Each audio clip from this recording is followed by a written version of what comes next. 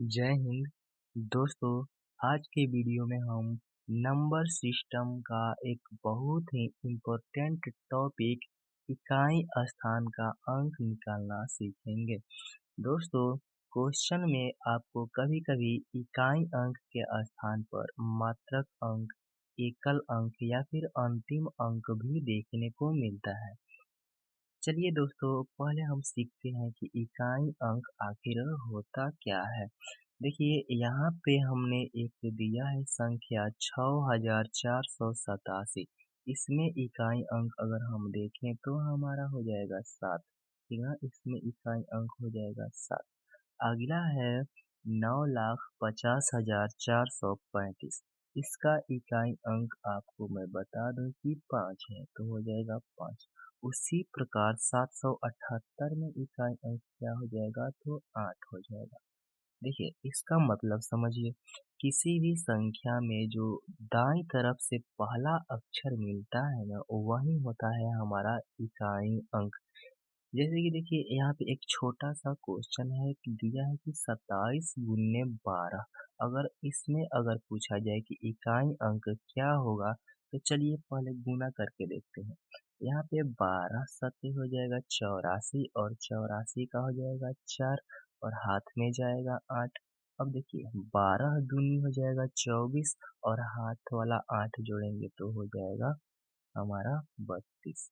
इसमें देखिए, टोटल कुल संख्या आ गया 324।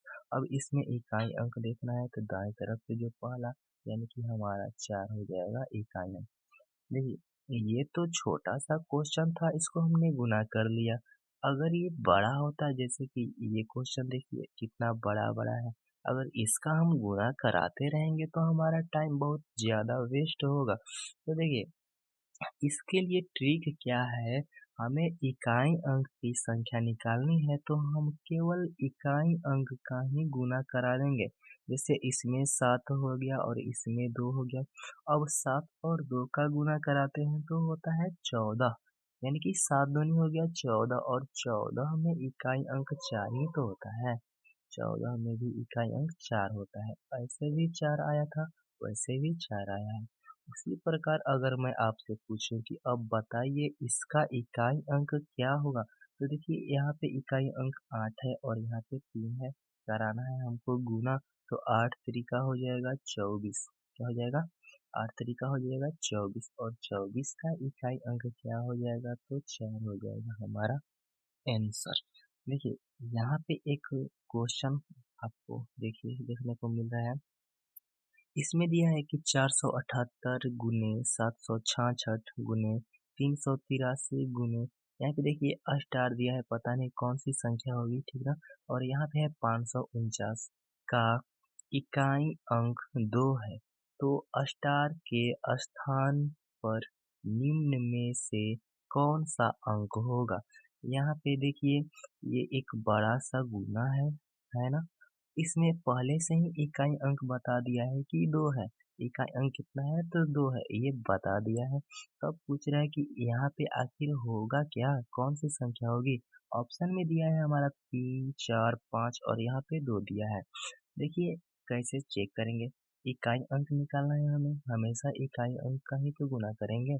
ये अब देखिए, जैसे यहाँ पे 8 है, तो 8 और 6 का गुना करिए, तो 8 छके हो जाएगा 48, और 48 का इकाई अंक क्या होता है, 8 होता है। अब उस 8 से इस 3 में गुना कीजिए, तो 8 तरीका हो जाएगा 24, और उस 24 का इकाई अंक क्या हो जाएगा, तो 4 हो जाएगा। अब 4 का गुना, ये स्टार को छोड़िए, यहाँ पे 9 से करा दीजिए, तो 4 और 9 गुना करेंगे तो हो जाएगा 36, और 36 का इकाई अंक होता है हमारा 6। अब देखिए, ध्यान से सुनिए, ये जो 6 है ना जी, 6 का गुना हम इस स्टार से सोचेंगे कराएं, और स्टार में कितना होगा कि इकाई अंक 2 हो जाएगा। देखिए, 6 हमारा आया है। अब 6 तरीके हो जाता है 18, क्या होगा, 6 तरीका हो जाएगा 18, तो 18 का इकाई अंक तो 2 नहीं होता है, यानी कि ऑप्शन ए हो जाएगा हमारा गलत। ऑप्शन बी में अगर हम देखेंगे तो 4 है, और इधर 6 आया था, तो 6 चौका हो जाएगा 24, और 24 का इकाई अंक भी 2 नहीं है, ठीक ना। अगला देखेंगे 6 पचे 30, और 30 में तो इकाई अंक 0 है, जो कि 2 नहीं है। और देखिए 6 दूनी हो जाता है 12 और 12 में इकाई अंक क्या आता है हमारा? तो हमारा 2 आता है 12 में इकाई अंक। यानी कि हमारा राइट आंसर हो जाएगा ऑप्शन डी। इतना समझ में आ गया? समझ में आ गया? चलिए आगे बढ़ते हैं। आगे यहाँ पे देखिए बहुत ही इम्पोर्टेंट टाइप आ गया। देखिए यहाँ पे दिया है 167 का पावर 3, इसका इकाई अंक पूछ रहा है। देखिए 167 का मतलब क्या हुआ? 167 के पावर 3 का मतलब क्या हुआ कि 167 और 167 तीन बार हम लिखेंगे 167, उसमें फिर गुना करेंगे। देखिए 167 लिखने से बेहतर है आप केवल 7 लिखें, 7 गुने 7 गुने 7। इसका अब देखिए गुना करा देते हैं तो हो जाएगा 7 सते 49 और 49 का इकाई अंक 9, 9 सते 63 और 63 का इकाई अंक 3। ये हो गया हमारा आंसर। लेकिन अगर अगर क्वेश्चन में पावर बहुत बड़ा हो, यहाँ पे देख रहे हैं 9 8 यानी कि 98 है पावर। 167 का पावर 98 है। क्या 7 को हम 98 बार लिखेंगे और उसको बार बार गुना करेंगे? हम कहेंगे नहीं करना है ऐसा। ऐसा अगर कर देंगे तब तक टाइम ही नहीं मिलेगा यार हमको, बहुत टाइम लगेगा, ठीक ना। कॉम्पिटिटिव एग्जाम में जितना टाइम आप बचा सके उतना बेहतर है। तो 7 को हम 98 बार नहीं लिखेंगे। तो आखिर इसको हम बनाएंगे कैसे? तो चलिए इसके लिए मैं आप लोगों को नियम बताता हूँ। सबसे पहले आपको करना क्या होता है कि पावर देखना होता है। पावर है हमारा 98। क्या है पावर? 98 है। अब इस 98 में आपको करना है 4 से भागा। 4 से भागा। आप 4 से इस तरह भी भागा कर सकते हैं, ठीक ना। देखिए भागा कीजिए तो 4 दूनी हो जाएगा 8 होगा। 9 में से 8 गया 1, ये 8 को उतारेंगे, ठीक है। अब आएगा 4 चौका हो जाएगा 16 और अब देखिए शेष क्या हो जाएगा हमारा? तो 2 हो गया हमारा शेष। एक बात मैं आपको बता दूं कि भागा करने के बाद आपको भागफल में बिल्कुल ध्यान नहीं देना है, आपको ध्यान देना है शेष में। देखिए शेष कितना आया है? तो 2 आया है। अब आपको क्या करना है? चलिए मैं बताता हूँ। देखिए यहाँ पे 167 है, इकाई अंक क्या है? 7 है। तो आपको पूरे अंक से मतलब नहीं है, केवल इकाई अंक को देखिए। इकाई अंक 7 है, हमने 7 लिख दिया। अब देखिए शेष कितना आया था? तो 2 आया था। अब इस 7 का पावर आप 98 की जगह 2 लिख दीजिए, हो गया 2। अब देखिए 7 का स्क्वायर मतलब 7 गुने 7। अब 7 सते होता है 49 और 49 का इकाई अंक क्या? तो 9। ये हो गया हमारा आंसर। तो इस तरह से हम पावर वाला बना सकते हैं। यहाँ पे मैं एक और क्वेश्चन करके आप लोगों को दिखा देता हूँ। जैसे मान लीजिए यहाँ पे हमने लिख दिया 5 6 1 और 2, ये हमने लिखा। ऊपर हम लिख देते हैं, मान लीजिए हो गया 196। देखिए 5612 का पावर 196 है।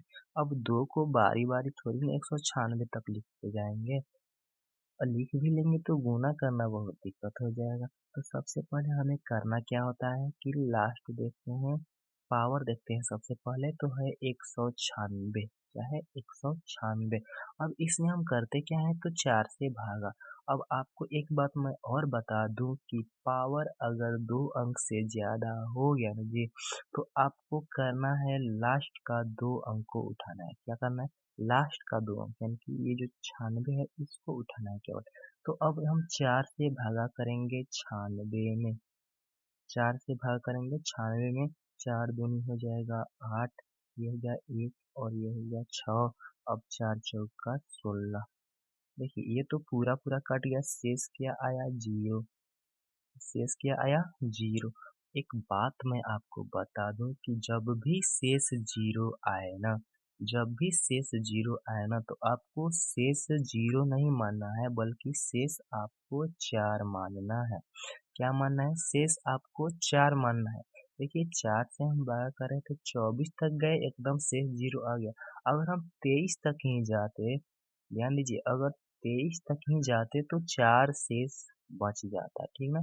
तो 0 जब भी शेष आए तो आपको शेष लेना है हमेशा, क्या? तो 4। अब देखिए यहाँ पे हम लिखेंगे क्या? तो 2, और 2 का पावर कितना? तो 4। अब 2 का गुणा 4 बार तो आराम से करा ही सकते हैं, ठीक है? क्या हो जाएगा? 2 दूनी 4, 4 दूनी 8, 8 दूनी 16, और 16 का इकाई अंक 6। तो इस तरह से हम बनाएंगे इस टाइप का क्वेश्चन, ठीक ना? चलिए अब कुछ मैं आप लोगों को इम्पोर्टेंट फैक्ट्स बताने वाला हूँ नंबर सिस्टम को लेके और उसके इकाई अंक को लेके। देखिए यहाँ पे देखिए हमने क्या लिखा है कि यदि किसी संख्या का इकाई अंक 0, 1, 5 अथवा 6 हो, तब उसका घात चाहे कितना भी हो, इकाई अंक नहीं बदलता है। नहीं समझे? चलिए हम समझाते हैं। यहाँ पे दिया है 0, 1, 5 और 6। अंत में हम इन संख्याओं को देखेंगे। यहाँ पे मैं एक मान लीजिए अंक लिख रहा हूँ, जैसे कि मान लीजिए यहाँ पे हमने 5620 लिख दिया, और इसका इकाई अंक हम लिख दिए मान लीजिए 5, 7, 9, 3, 8। ये देखिए कितना बड़ा पावर है, कितना बड़ा पावर है, ठीक ना? अब इसका इकाई अंक हमें देखना है, तो हम ध्यान देंगे इन चारों अंकों में, 0, 1, 5 और 6। अगर इनमें से कोई भी अंक है ना, तो आपको कुछ करना ही नहीं है। देखिए 0 इसमें दिया है, 0 इसमें है। कह रहा है कि 0 जब भी रहता है और उसका पावर चाहे कितना भी हो, तो इकाई अंक नहीं बदलता है। यानी कि इसमें इकाई अंक 0 था, अब भी 0 ही रहेगा। इसके अलावा आप कुछ भी लीजिए, 7, 8, 9, 5 ले लेंगे और यहाँ पे लिख दीजिए। ये देखिए अब इसका इकाई अंक देखिए 5 है, और 5 तो इसमें भी है, यानी कि 0, 1, 5, 6 में ये भी शामिल है, तो इसका भी इकाई अंक नहीं बदलेगा। तो ये हो गया हमारा पहला कहने का मतलब। दूसरा देखिए, दूसरा कह रहा है कि यदि किसी संख्या का इकाई अंक 4 है और उसका घात विषम संख्या है।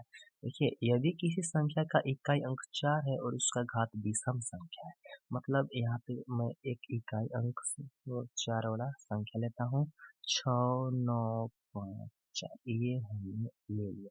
अब देखिए इसका घात हम विषम लेते हैं, 5, 6, 7, ये हो गया हमारा एक विषम घात। तब क्या कह रहा है? कह रहा है कि यदि किसी संख्या का इकाई अंक 4 है और उसका घात विषम संख्या है, तब इकाई अंक नहीं बदलता है। इकाई अंक नहीं बदलता है, यानी कि इसका आंसर हो जाएगा हमारा क्या? तो 4। आगे भी कुछ कह रहा है, आगे भी कुछ कह रहा है। कह रहा है कि परंतु, ये नहीं है, यहाँ पे है देखिए, यहाँ पे है कि परंतु घात सम होने पर इकाई अंक 6 होता है। इकाई अंक क्या होता है? 6 होता है। कब? जब सम हो तब। यानी कि अगर 6, 9, 5, 4 का इकाई अंक हम 576 लेते हैं, तब ये पावर तो सम हो गया ना। यहाँ पे देखिए हमने लिया 6, 9, 5, 4 और इसका पावर लिख दिया 576।